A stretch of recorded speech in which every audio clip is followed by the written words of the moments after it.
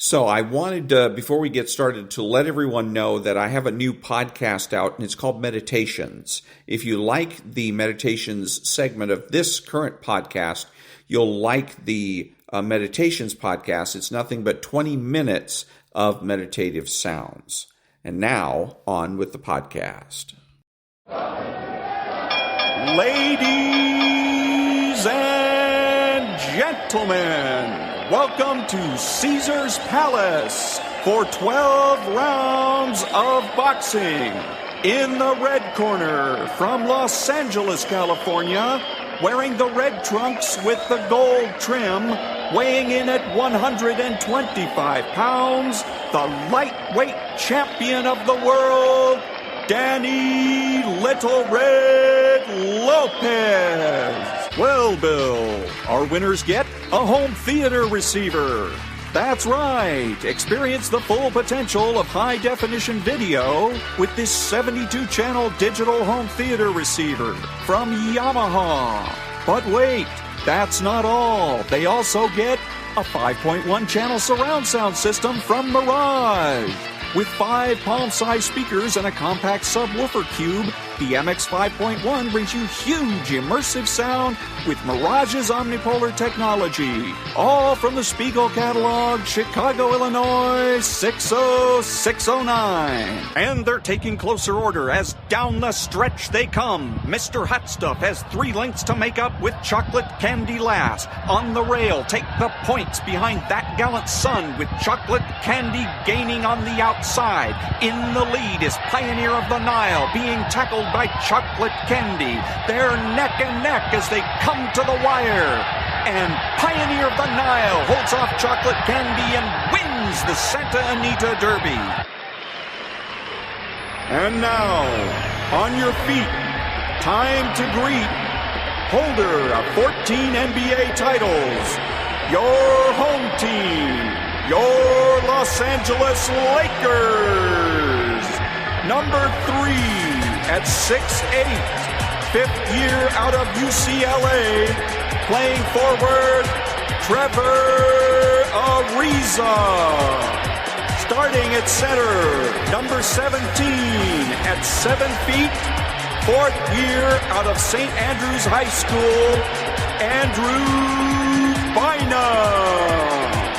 And at guard, number 24, 6'6", 13th season out of Loyal Marion High School, Kobe Bryant.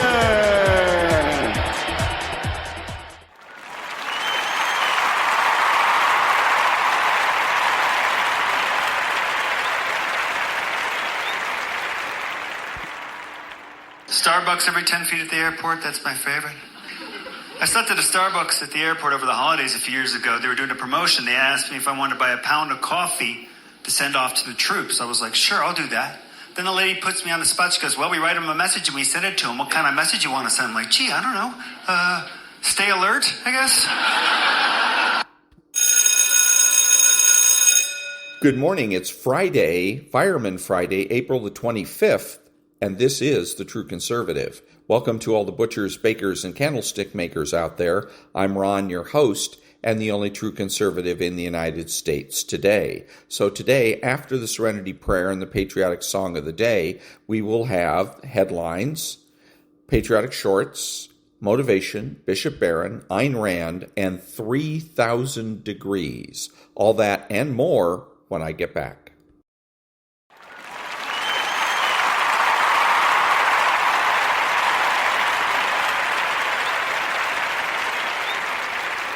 God, grant me the serenity to accept the things I should not change, the courage to change the things I should, and the wisdom to know the difference. Amen.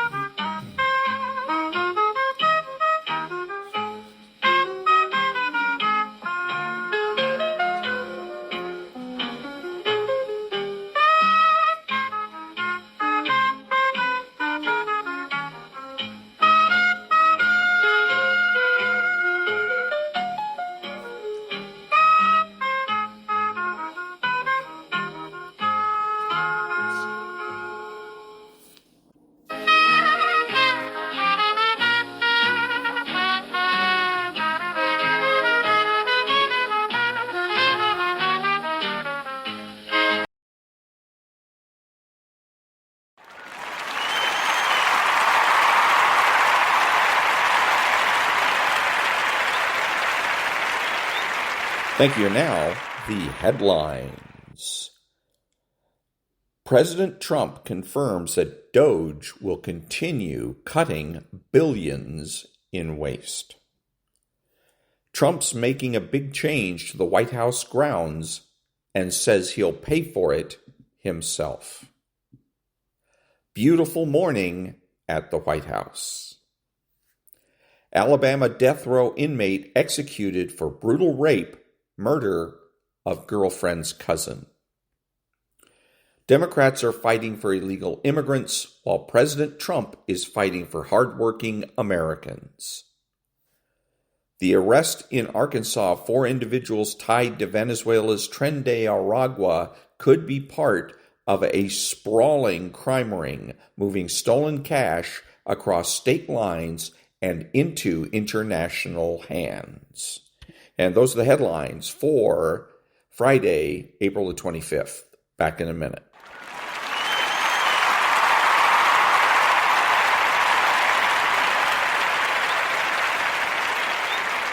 Thank you. And now, the political corner. The Democrat Party is only consistent with a few things. That's fear-mongering, being divisive, and disrespectful. Why are y'all going around telling black people that they could possibly be deported next? Like, really, guys? And then with the disrespect, when somebody don't agree with your ideology, you guys want to call them bootlickers.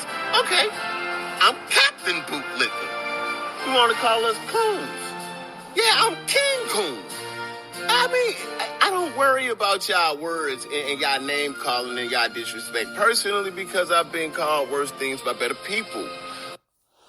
And that was the political corner. Back in a minute.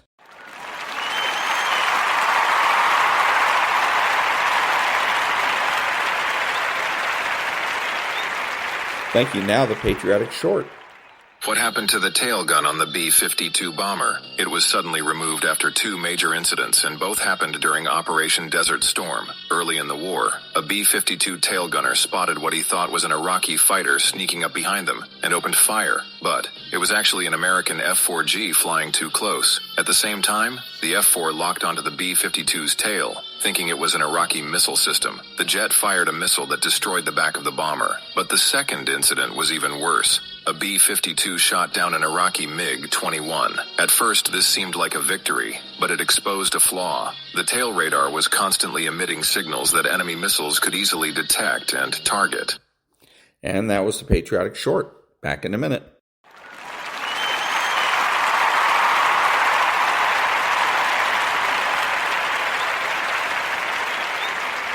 Thank you. Now a little bit of motivation. It's one thing to believe when you got money in your pocket. It's one thing to believe when your marriage is working out and you got your health and your children acting like they got good sense. It's easy to believe then. Oh, but when you get that diagnosis, say you ain't gonna be here long. When you lose your job, when someone you thought you'd be with for the rest of your life said, no, we can't do this no more. There will be times when you will feel alone, when you will feel deserted, when you'll feel weak and you doubt yourself and other people will doubt you and you ask yourself, am I crazy? Maybe I am dreaming. Maybe I don't have what it takes. That's going to happen. It is literally at the darkest moment when it dawns. You don't really even get to the next level to your darkest moments. Stop tripping when it get dark and you running. You running from your success. Like, why would you do something for 10 years, then quit? Why would you do something for 11 years, then quit? So for a lot of you, if you was going to quit, you should have quit when you put your first grand in it. You like 20,000 deep? Nah. You like 9,800 hours deep into it. It only take 10,000 hours. Pain doesn't leave us the same. It's like problems. It's like failure. It moves us. It either moves us forward and we get better, or we have a wrong attitude and it moves us backward and then we get bitter. You don't get to choose when or why you go through pain. That's out of your control. But you always get to decide how you respond, how you handle it, what you do about it. Life is tough. You may have been overlooked, underrated, overshadowed, underestimated. You may not have the money, the resources, the perfect genetics, or the perfect past. But I'll tell you this, if you have a 5-letter word called heart, that is all you will ever need. You are the hero you have been waiting for. And see, the hero cannot start at the top. That's a boring movie. The only way you can start at the top is if you're digging a hole. The greater the challenge, the greater the growth. As long as your heart says yes, you can overcome a million no's. You will face doubters. They all have the same disease. It's called possibility blindness. They can only see with their eyes. It is literally necessary to have haters to be doubted. This whole world will discourage you. People will try to ruin you. But if you follow your heart, you can dodge the bullets that they shoot at you. You can build a mansion with the bricks that they throw at you. Just make the decision now for the future you. We've got to auto-correct the negativity. We don't look at the problem. We look at the solution. We don't look at the story of us losing. We look at the story of us winning. And we tell ourselves that by continually selling ourselves on our own life.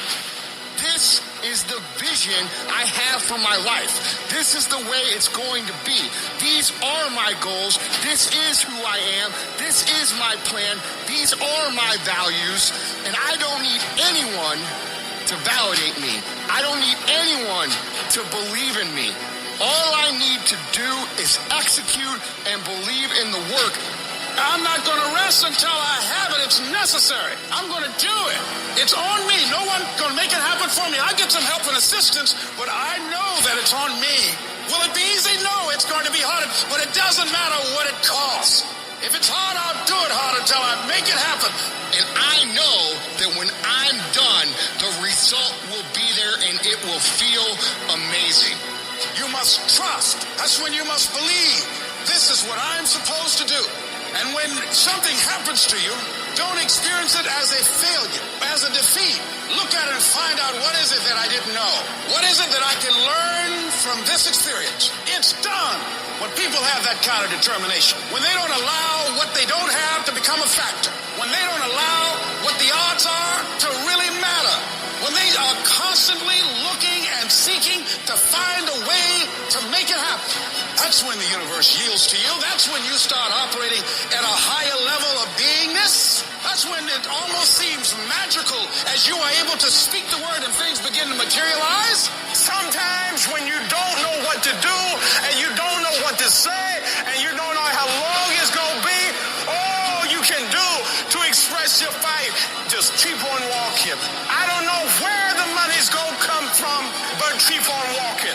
I don't know when the problem's going to get fixed, but keep on walking. It was good they rejected you.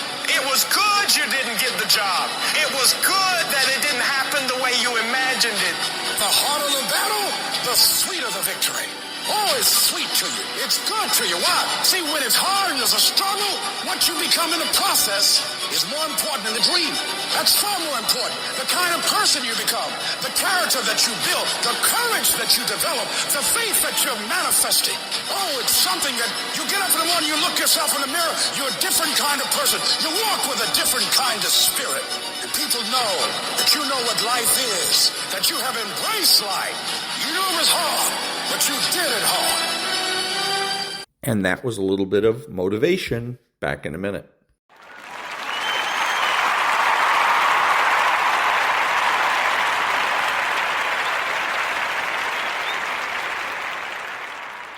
Thank you. Now a little bit of meditation.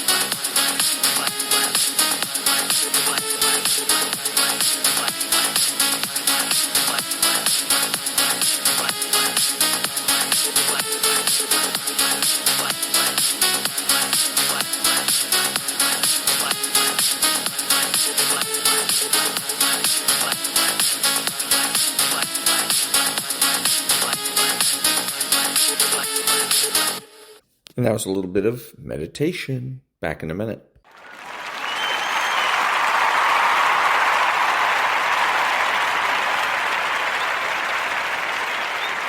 Thank you. And now the Daily Stoic. Respect the past, but be open to the future. Won't you be walking in your predecessors' footsteps?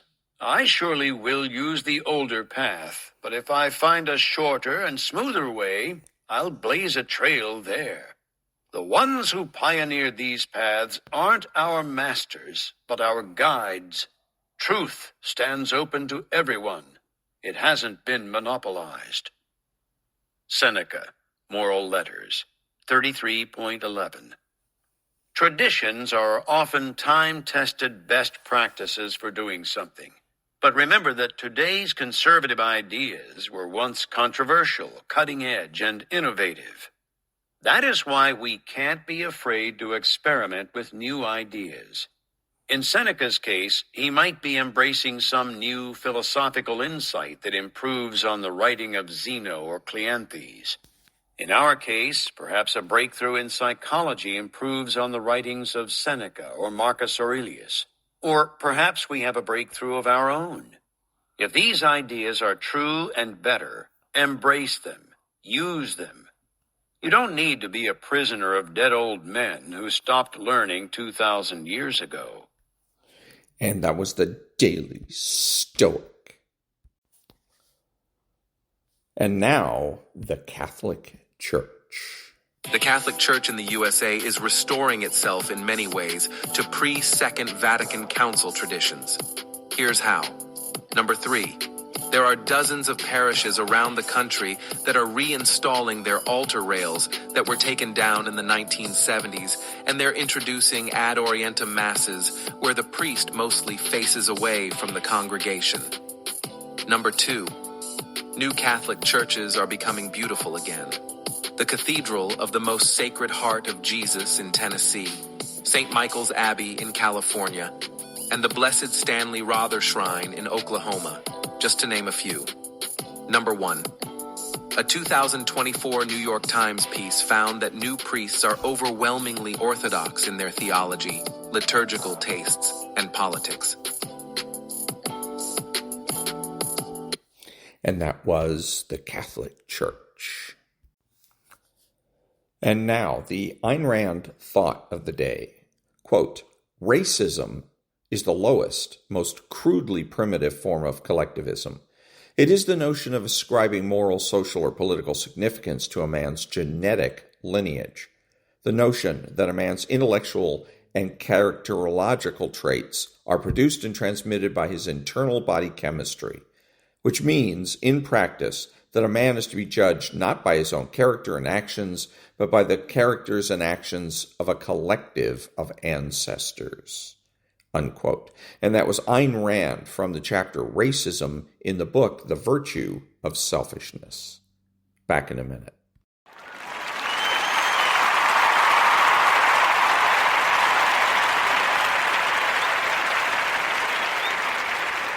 Thank you. Now, a little bit of gaslighting.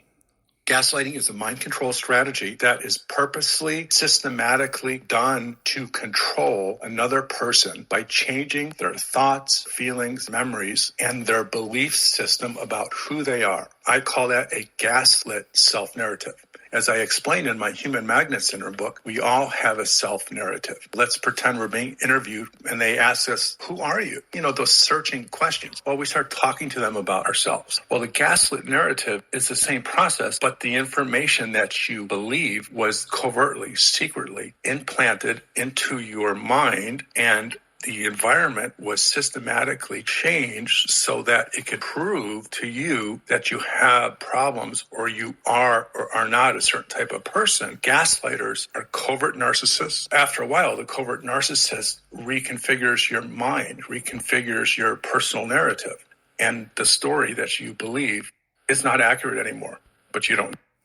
And that was gaslighting. Now, he's wrong when he says that the gaslighter is a covert narcissist. Not necessarily. Again, gaslighting has become ubiquitous in our society. Open your eyes, look around, listen, read carefully, and you'll see it all around you. Everybody is going to try to gaslight you, and because it's power. Gaslighting is all about power, and we are a society or a culture that is increasingly worshiping power. Back in a minute.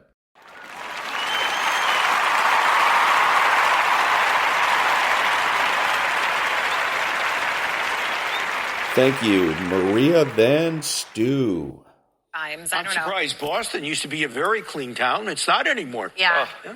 Interesting. All right, let's take a quick look at these markets before we get ready to go. You've got a futures market indicating a lower open on Wall Street with the Dow futures down 176, the NASDAQ down 78, the S&P 500 down 16. Just one final thought from you, John, as we're going through this trading day, going to round out this week.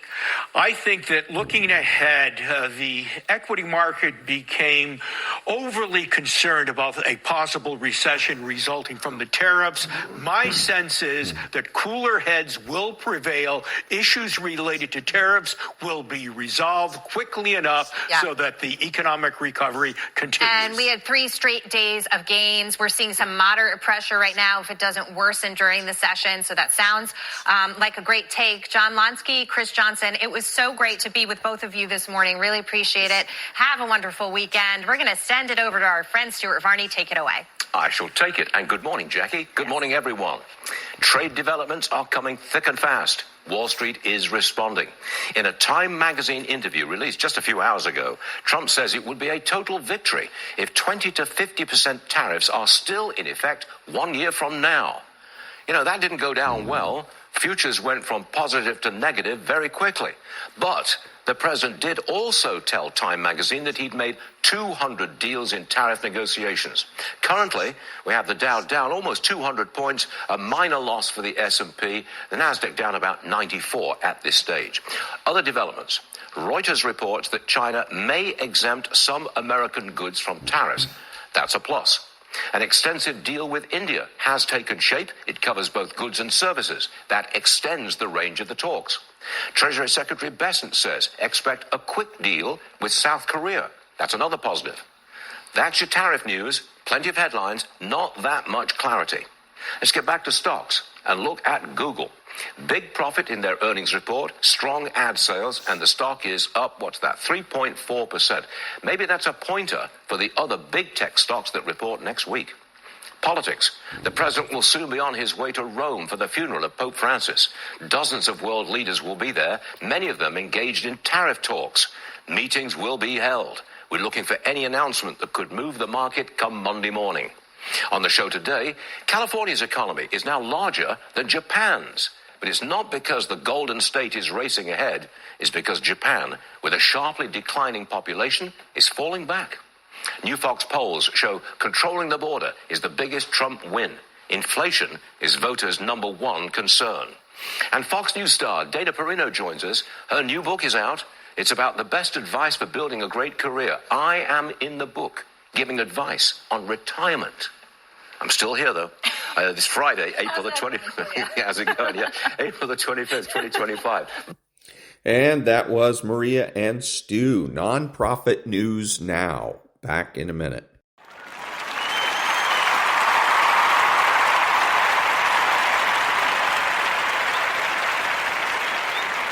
Thank you. Now, what does the phrase, if you're explaining, you're losing, mean? This was said by Ronald Reagan, speaking of political campaigns. From the perspective of your audience, if you have to explain yourself, you come off looking desperate to convince.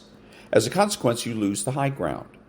From a more philosophical perspective, if you have a clear conscience and strong conviction towards the positions you take, your values, truth, and direction, you don't need the opinions or consent of others. As a consequence, you don't need to explain yourself. However, if you yourself are not convinced of the validity and truth of your position, or you can't fully justify your choices, then you continue to expel words in an attempt to create the illusion of certainty. Back in a minute.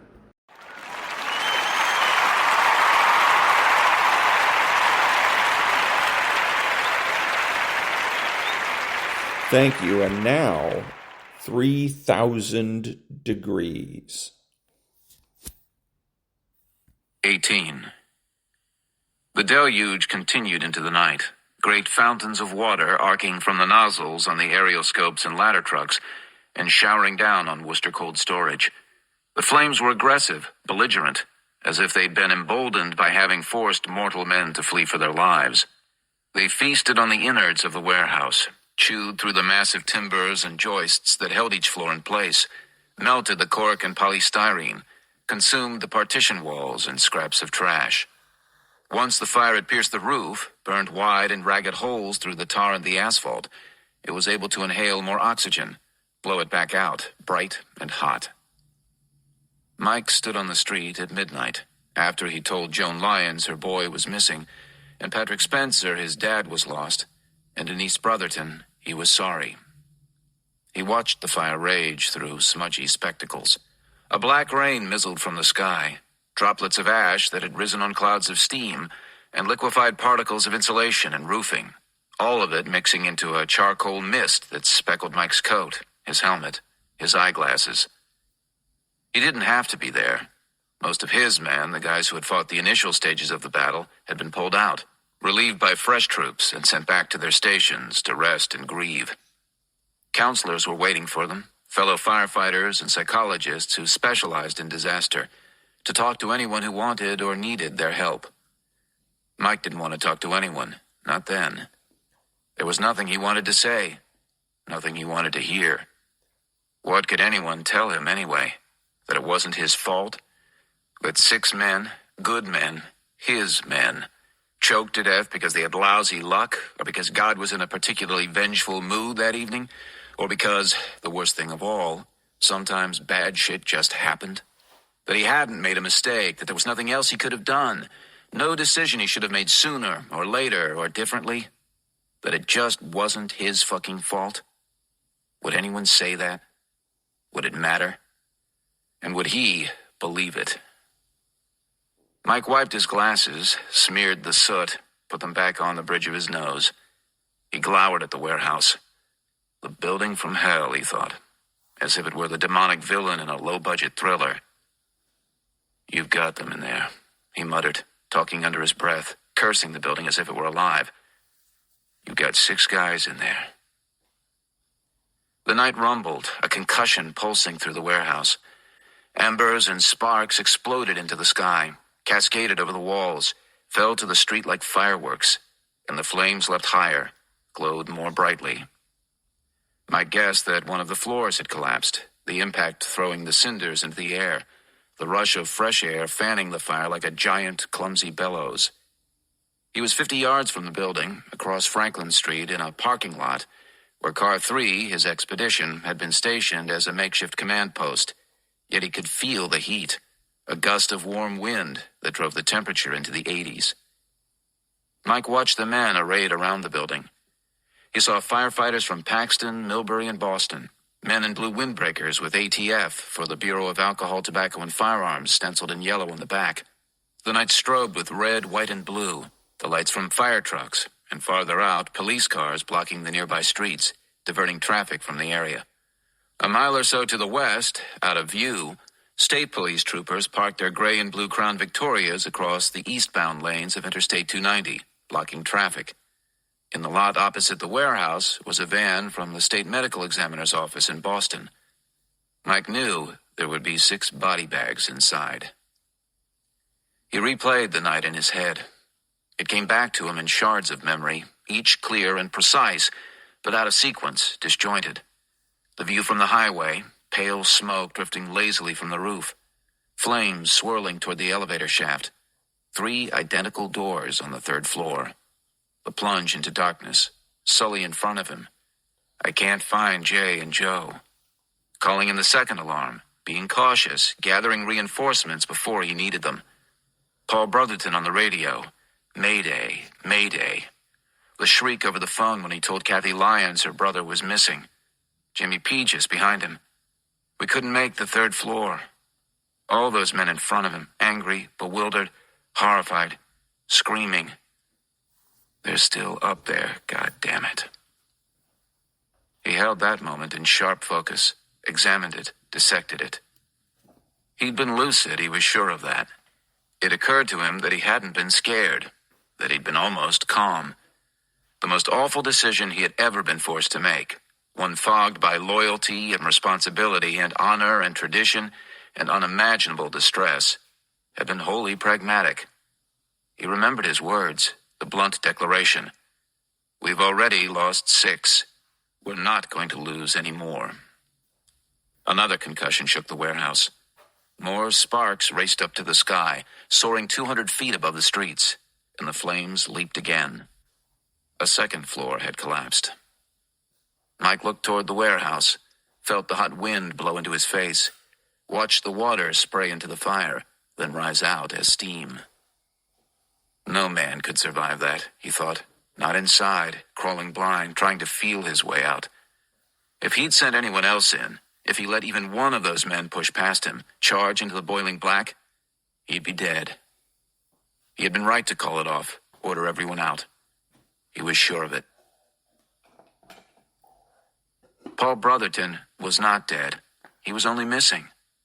If the building was as complicated as it had been described to her, a maze of storage rooms and walk-in freezers, Denise reasoned, then Paul could have found refuge behind a thick wall or squirmed into an air pocket in the debris.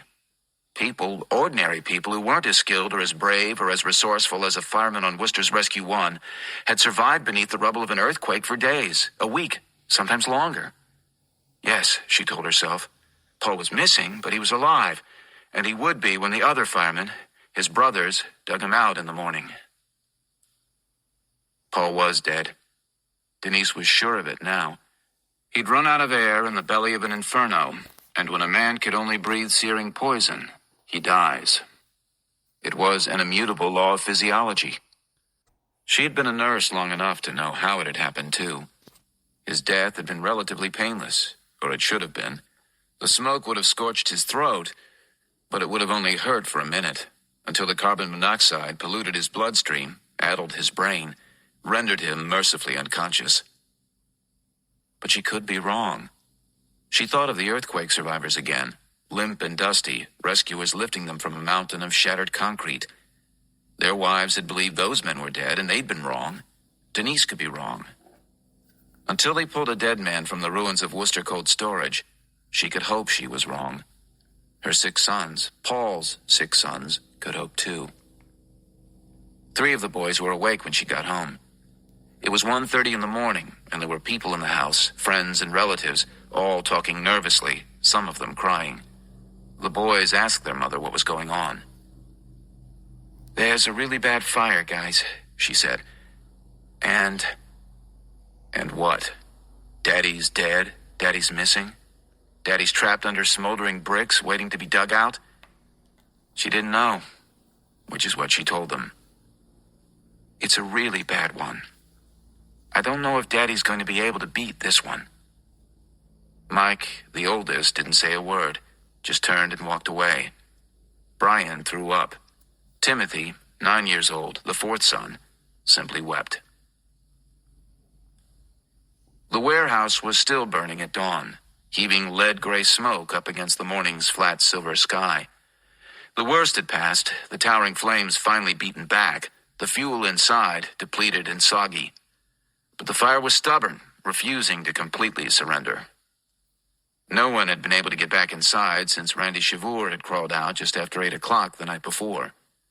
The ferocious heat and smoke that had forced the men to retreat had done tremendous damage to the interior, burning away the supports, weakening the entire structure. After almost a century of squatting on the edge of downtown like a square-edged mountain, sturdy and solid, Worcester Cold Storage was now a fragile shell. Firemen knew that the danger did not end when the flames had been extinguished. Floors weakened, walls buckled, roofs sagged. Charred ruins were inherently treacherous, unstable jumbles that could crush a man as surely as fire could burn him and smoke could choke him. The deadliest firefighting disaster in New England, in fact, had happened after the flames went out.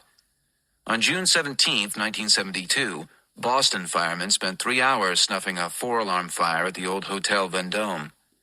They were prowling the wreckage afterward when part of the building collapsed, crushing 9 men to death. The Worcester chiefs weren't taking any more chances with the warehouse, wouldn't give it an opportunity to kill anyone else. A crane was ordered to the scene to begin dismantling the exterior walls, knock at least one of them down, split the building open so they could see what they were up against. The crane was positioned on Arctic Street, near the stairwell where Mike had sent men up to search for Paul and Jerry. It was a huge machine, a long steel spire dangling a thick cable, on the end of which was a 4,500-pound wrecking ball. Mike stood off to one side, far enough away from the building that he wouldn't be caught in an avalanche of bricks and mortar. The crane operator hauled the ball into the air, raised it almost to the top of the wall. He shifted his levers, swung the ball away, then back toward the warehouse. Mike heard a dull thud, felt a vibration beneath his feet. But the wall held. A puff of mortar dust marked where the ball had struck, but no bricks fell. He turned to look at the man running the crane. The operator opened his eyes wide, exaggerated surprise, then shook his head. The building was tougher than it appeared. It seemed malevolent, deliberately frustrating the puny men who challenged it. Most of Group 2, the shift that had been on duty when the warehouse began to burn, had returned to the scene. Hundreds of other firemen, from Worcester, Boston, and a dozen other cities and towns were there too, all of them desperate to get inside, to start searching. Like Denise and the other wives, they held on to a slim hope that someone had survived. Even if all 6 were dead, which every man knew in his gut was the truth, they needed to recover the bodies, retrieve them from the ashes. Firemen never left a brother behind. The wrecking ball swung again. Another thud, but no noticeable damage. On the third strike, a handful of chips snapped off the brick facing and fluttered to the ground. Mike kicked the pavement with the toe of his boot in frustration. As the day wore on, the big ball taking small chunks from the B-wall, the rest of the men were growing restless, tense, and edgy. They milled around the staging area in the parking lot across Franklin Street, next to a blue tent that had been set up to shelter the families of the missing 6. Emotions were raw. Men bickered, sniped at each other. A rumor circulated that firefighters from out of town would be sent into the building first, that Worcester men wouldn't be able to bring out their own. More loud voices, angry shouting. Mike set up a stepladder, climbed to the 3rd rung so he could see the entire crowd, hollered down on them. "Hey!" he barked. The men quieted. "Now listen to me. We've never been through something like this before." Grumbling from the men, their voices rising again. "Hey, listen! We're going to get through this, but now is not the time to be fighting. We're all doing the best we can here. He scanned their tired faces. Hardly any of them had slept for more than an hour, and most not even that long.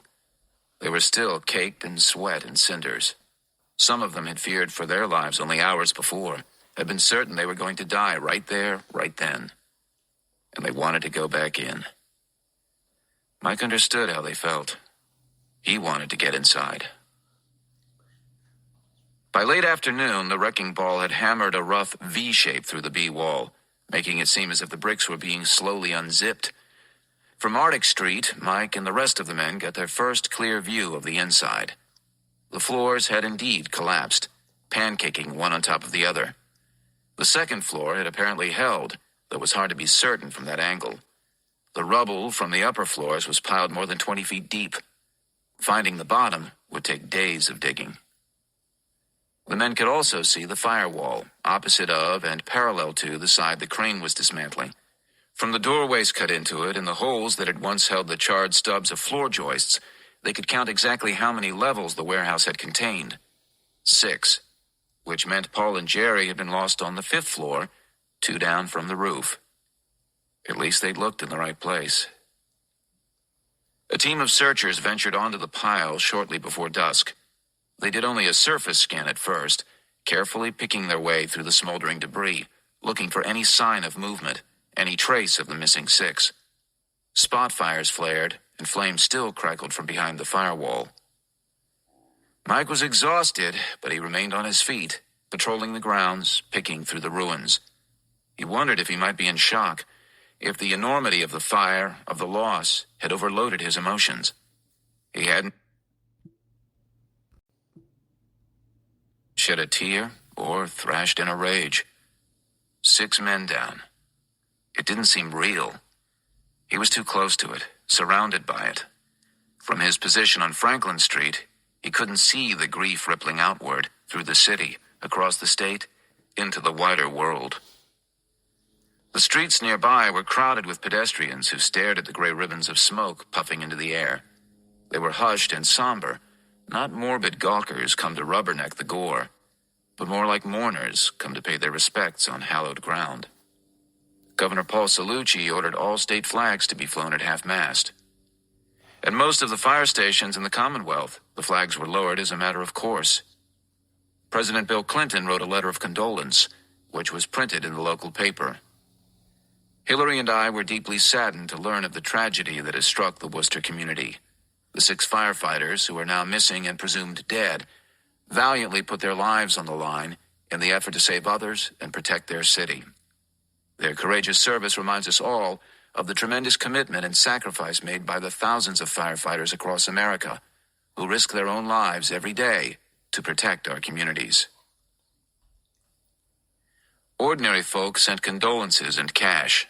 An anonymous donor wrote a $10,000 check to the Salvation Army Saturday morning, and by the afternoon, less than 24 hours after the first alarm, the Telegram and Gazette collected $1,200 for a relief fund the newspaper had established the night before. Eventually, the paper would collect more than $6 million. The men in the ruins, grimy and tired, didn't know any of that. Not then. And they might have been chagrined. Friday night, they'd been waiting to eat dinner on second-hand furniture in stations where, not so many years before, they'd been told to keep the doors closed on even the hottest summer nights so testy taxpayers wouldn't see them sitting around, waiting for the bell to go off. Friday night, they sent out trucks with too few men and with radios that shorted out when they got wet. Friday night, they had to borrow a thermal imager from a neighboring town, a piece of equipment that might have helped them see through the smoke, might have saved 2 men if they'd been able to crawl in with it an hour earlier. Friday night, they had gone into a death trap that had stood vacant for a decade, that was supposed to have been shuttered tight, an aging hulk on a decrepit block in which the Worcester Redevelopment Authority had invested $89,000, the price of 3 thermal imagers, to study whether a private developer could convert it into a biotech facility. Friday night, Paul and Jerry and Tommy and Tim and Jay and Joe were alive. Saturday morning, the president was calling them heroes, and the governor was in a state of official mourning, and people were throwing money at their corpses. It was all well intended, but disquieting just the same. Darkness fell.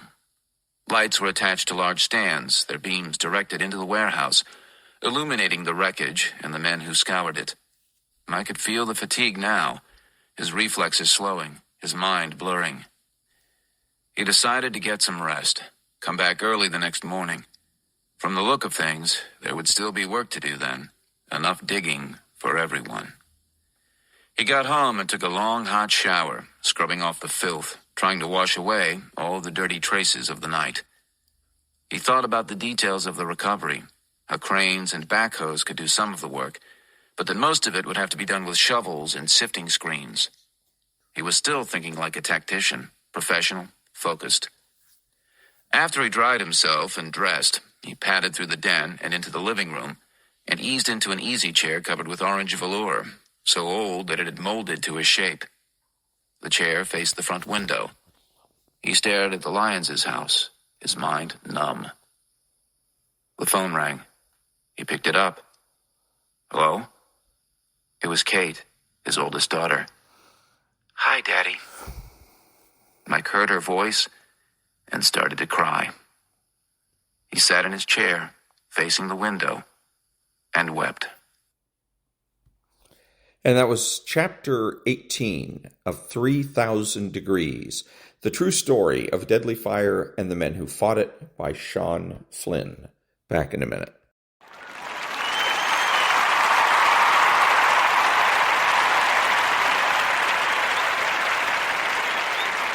Only true conservative in the United States today, bidding adios to all the butchers, bakers, and candlestick makers out there, and reminding you that greed is not conservative.